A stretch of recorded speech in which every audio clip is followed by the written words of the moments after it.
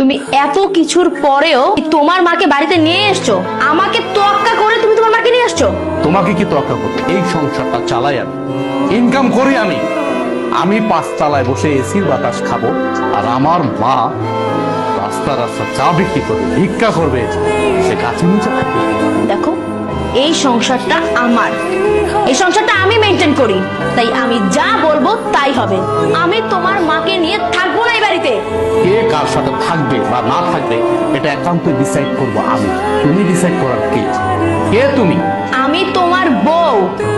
এই বাড়িটা আমার, আর এই সংসারটাও আমার। এই সংসারের সব দায়িত্ব আমি পালন করি, তুমি তো তেমন কিছুই করো না। সো আমি এই সংসারে যে ডিসিশন দিব সেটাই ফাইনাল।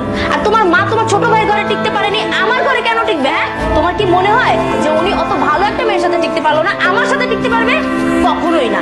আমি তোমার মাকে নিয়ে এই এক ছাদের নিচে কোনো দিনও থাকবো না। এখনো সময় আছে, তোমার মাকে বের করো। বাহ, এই বাড়ি তোমার, তোমার কথা মতো চলবে। এই বাড়ি আমার, আমি আমার টাকায় কিনেছি, পরিশ্রমের টাকা দিয়ে কিনেছি। আর চাকরিটা করতেছি পরিশ্রম করে, কিন্তু চাকরি করে টাকা উপার্জন করি। হ্যাঁ, মানলাম তোমার বাবা আমাকে চাকরি দিয়েছে, সে অনেক সহযোগিতা করছে, আমি পর্যন্ত তার টাকা দিয়ে দেবো। কিন্তু তুমি কোনো কথা বলবো না আমার মার বিষয়ে। আমি বাইচা থাকতে তোমার মা এই বাড়িতে থাকতে পারবে না। আপনার মেয়ে আমার মাকে এই বাড়ি থেকে বের হয়ে যেতে দিচ্ছে। আমার মাকে সে সহ্যই করতে পারতেছে না। আপনি জিজ্ঞেস করেন কেন আমার মাকে সে সহ্য করতে পারতেছে না? আমার মা গরিব, এই জন্য। আমার হাজবেন্ডের অবস্থা দেখছো? ওর এই ফুকিনি মাকে বাড়িতে নিয়ে আসছে। আমি তো বিয়ের শুরুতেই এই বাড়ি থেকে ওনাকে বের করে দিয়েছিলাম, কারণ ওনার সাথে আমি কিভাবে সমাজে চলবো বলো তো? আমার মেয়ে যা বলেছে ঠিকই বলেছে। তোমার মায়ের বেশ পোশাক দেখেছো কি নোংরা? তোমার মা আমার মেয়ের সাথে মানিয়ে চলতে পারে।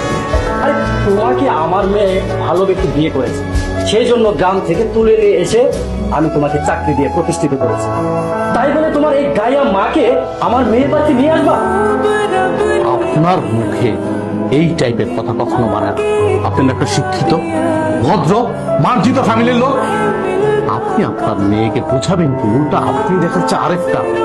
এখন বুঝতে পারছি আমার বউ, আপনার কারণে আমার বউ নষ্ট হয়েছে। আপনার মতো বাবা যে ফ্যামিলিতে আছে, ওই ফ্যামিলিতে কখন সুখ আসবে না। তো আমি আপনার সাথে বাড়াবাড়ি করতে চাচ্ছি না, কারণ আপনি আমার শ্বশুর। আপনি এখন এই মুহূর্তে আমার বাড়ি থেকে বেরোন, আমার বাড়ি থেকে। ঠিক আছে, যাচ্ছি। আমি এক মুহূর্ত এই বাড়িতে থাকবো না। মা তুই থাক, আমি চলে যাচ্ছি। ড্যাং ড্যাং করে সারাক্ষণ হাঁটতেই থাকেন ঘরের মধ্যে, কেন কাম কাজ চোখে দেখেন না? শরীর পাল্টেছেন বৈশা বৈশা। ধরেন এই যে বাজারে ব্যাগ আর টাকা, বাজারে যান, বাজার করে নিয়ে আসেন। মা, তুমি বাজার করতে গেছিলাম বাজার। তুমি বাজার করতে গেছিলে মানে? তোমার তো শরীর খারাপ, তোমার তো বাজারে যাওয়ার কথা না। নিশ্চয় তোমার বৌমা পাঠাইছে বাজারে, তাই না? সত্যি করে বলো মা। আরে বাজার, বৌমা কইলো মাছ শাকসবজি লাগবে, তাই আমি নিজে থেকে আনতে গেলাম। বৌমার কোনো দোষ নাই। দোষ আছে কিনা নাই সেটা কিন্তু আমি ভালো করে জানি। আমি কিন্তু আমার বউকে চিনি। আমি আমার বউর সাথে সংসার করতেছি অনেক দিন যাবত। তোমাকে যেদিন থেকে এই বাড়ি থেকে নিয়ে আসছি, সেদিন থেকে কিন্তু সে সহ্যই করতে পারে।